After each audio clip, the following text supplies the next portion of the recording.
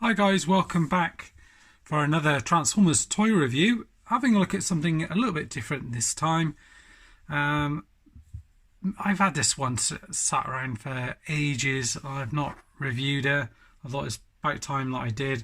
Trying to get as many reviews done while I'm working from home with all this coronavirus stuff going on. How's that affecting everyone? I don't know if people are just off work or working from home or still have to go out, or if they're in complete lockdown. Let us know. Everyone's kind of, I think most people are in the same boat really in terms of probably being a lockdown situation. Anyway, this is Arcee. It's kind of like a Beast Wars version of her from Botcon. You've got Transformers down the side here.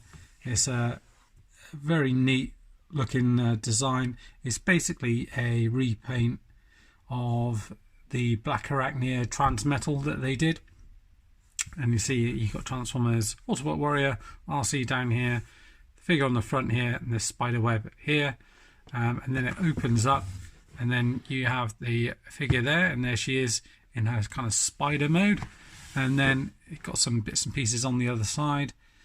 Silent Strike. Arcee seems seemingly coming out of nowhere, using her stealth training to suddenly strike an opponent. Finishing move 1, finishing move 2. Venom pincers are launched from Arcee's spider mode to encapsulate her enemies. That's the Widow's Whip. And then you've got the Cyclone kick down at the bottom here, which is finishing move number 3. In robot mode, Arcee delivers a concussive roundhouse kick. And then you close that up. On the top here you've got pictures of her in robot mode and beast mode. Same on the side here. There is also like a voice chip comes with this one, but I think the batteries have long gone on mine. I don't know how you replace the actual batteries on it because it's all sealed, but if anyone's got any information on that. Got some kind of information on her. She's got this kind of localized deflector shield at the top here, hard light force blades here, and lethal roundhouse kick. And then there's a nice picture of her in robot mode there, kind of ready to attack. And you get a little bit of a bio and everything else down at the bottom here. So you got the wreck and roll bit down here. The battle cry has echoed down through the centuries. They were an elite group of Autobot warriors during the Great War. Now they are a balance of Maximal and Predacon. Autobot and Decepticon gathered together as their race's last great hope for survival. In a universe torn asunder by chaos and fire, they are the chosen few who will stand against an evil that threatens to consume all things.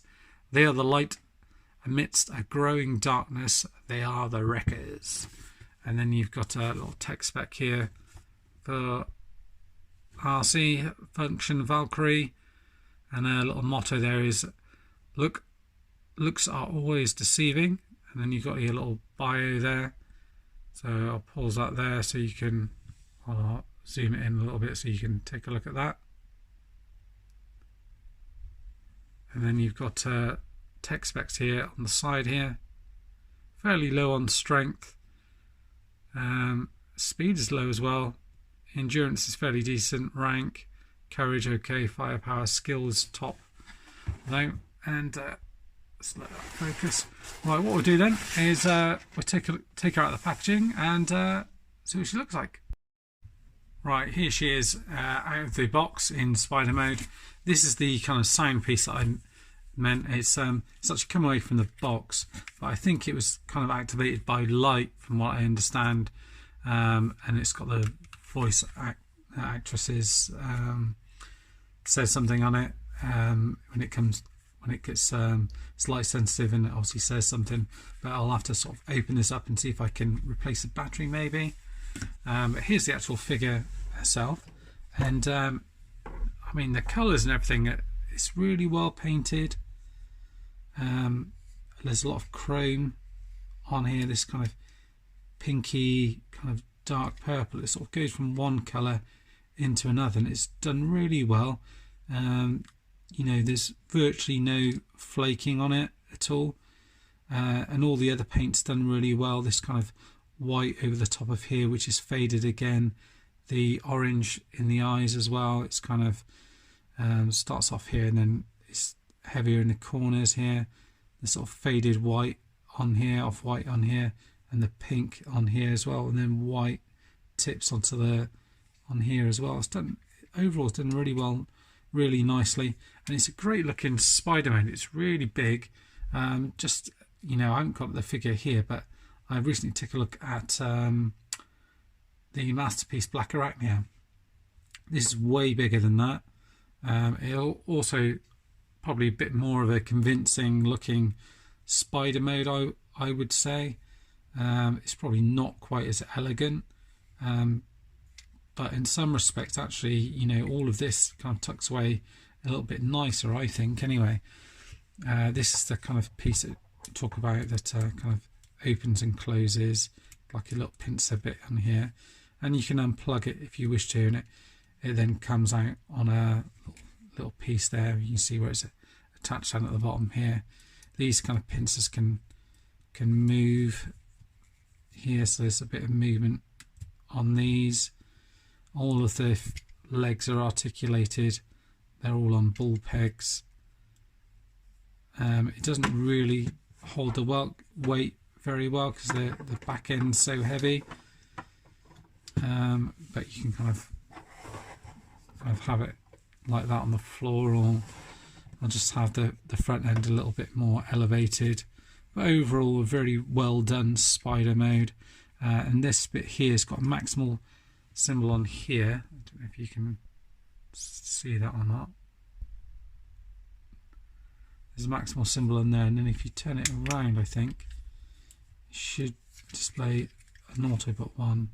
If I can push it round.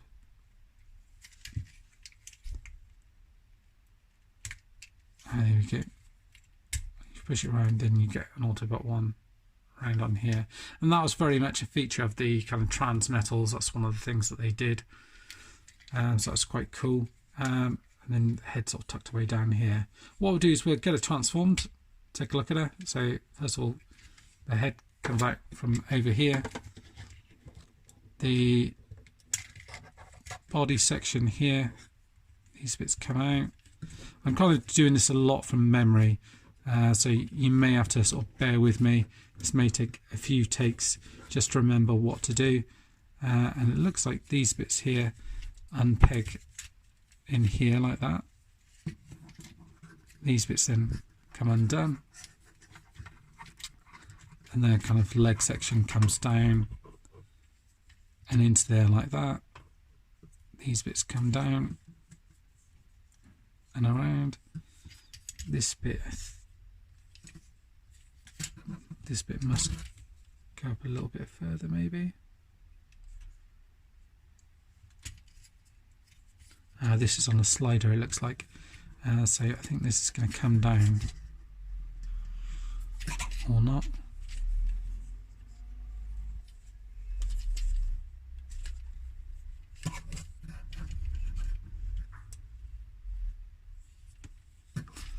It does look as if it pegs up there at the top, doesn't it? But it is on a slider, this bit here. So just that middle section there. So you just have to push it from the, almost from the head, and push it down like that, really. And then these bits, I think, come up round here. These are the arms that are in here, so you just want to fold these out. Unfortunately, come unpegged, so that's fine.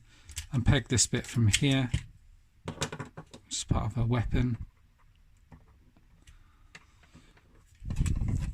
That's this arm in here comes out. Not sure if these spider bits come out. They do come out to the side, but I'm not sure on their final position, so I'll check out the box in a minute. And then you probably want to move these arms down out of the way.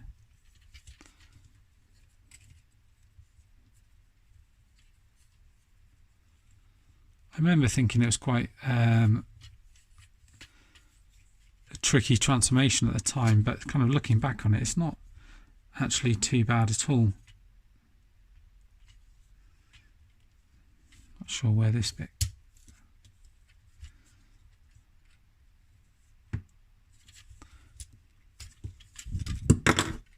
So that arm is clearly a little bit loose because that's come off a couple of times now. So that looks better. So those bits, everything should slide in and around. So this bit here is clearly a little bit loose because that's a couple of times it's come off.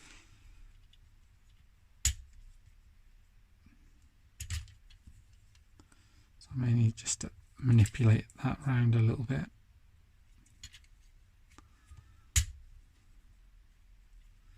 So I'll just have to be wary of that.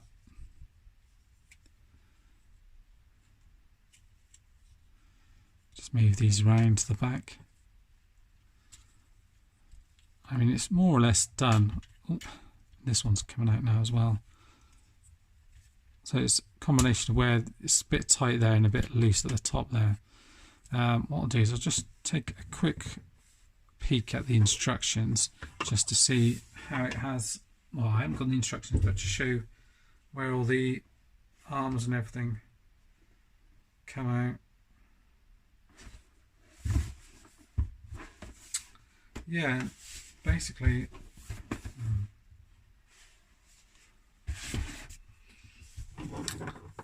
on the back here, on the, they kind of show these bits at the back, kind of all kind of coming out like that.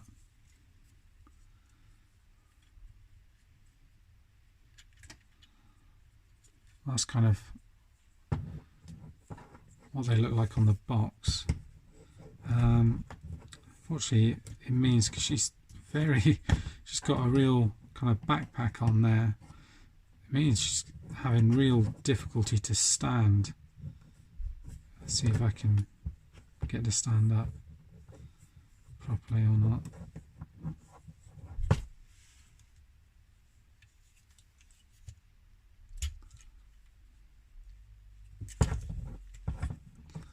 Yeah, I think it's going to be a job for her to stand up really with all that on there. I guess what you could do is just sheet a little bit, bring these to the back.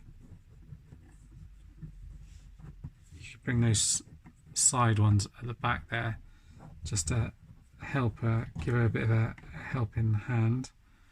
And that way she does stand up. But yeah, I mean, she looks great. You can fit this into either hand.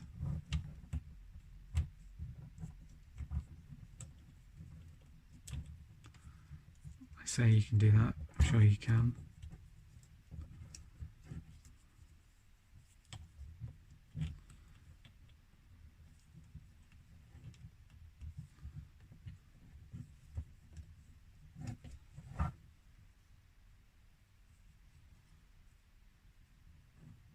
Oh, yeah, it does show it like that. Doesn't hold in there particularly well.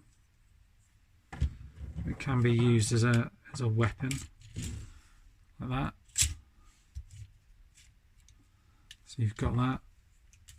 Not overly convinced by it, so I might leave that off. But here she is in robot mode. Again, it is pretty much straight up repaint, obviously, of Black Arachnia, but all the paint and everything's done on it really well. On here, again, this pink paint which fades down. This is all done really well, and again, that kind of faded paint look on here. The head rotates around all the way. Can move down and then up a little bit. These bits here, you can kind of have them all the way up, or you can, on the thing, it kind of shows them a bit further back. That does kind of add to the weight of her. So there is quite a lot of stuff on the back. These bits kind of move up and down. The arms are on a ball joint, they can move around, but they are hindered by everything here. Again, you're on a ball joint here. It's a little bit stiff on here, so just be careful. And the arms move, these bits move up and around. The legs move around. I think there must be something that you press to kind of whip the legs around. I can't remember what it is. There must be a button or something you twist around. It seemed like there's a mechanism in there because it kind of goes around one way unless you wind it up and then kind of goes around. I'm not sure. Yeah, but it only goes around one way. In fact, as I do it, it feels getting tighter and tighter. Nothing seems to have happened there. Legs can go up, back, out to the side, swivel there, bend the knee, double bend, goes all the way back there. Heel moves forward and back. Doesn't give you great support though, that's the only issue. I mean, yeah, you're going to have to use these back pieces here really to get us standing if you want to display her in this mode. It's going to be a tricky one. You're probably going to have to do that. But once she's displayed in that mode, she does look very impressive. In fact, I think it's one of the ones that you could display in either mode, and she'd look pretty decent in either, I think. Yeah, the head doesn't rotate around a great deal. Yeah, perhaps it's a bit better when it's up. That was it. There you go. So that's the head thing. There we go. So if you rotate around and then press this,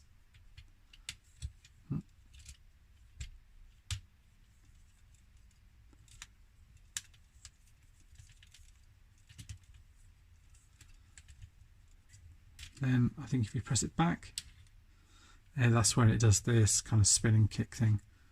So there you are. That's how you do it. But yeah, that's pretty much it to show you on the figure. Sorry, it's taken a little while to get around to reviewing this one. Hopefully you've enjoyed it. It's been a while since I've taken a look at this figure, and finally glad to show it off so I can put it on display. Anyway, that's it for now, guys. Thanks for watching, and I'll see you next time. Bye bye for now.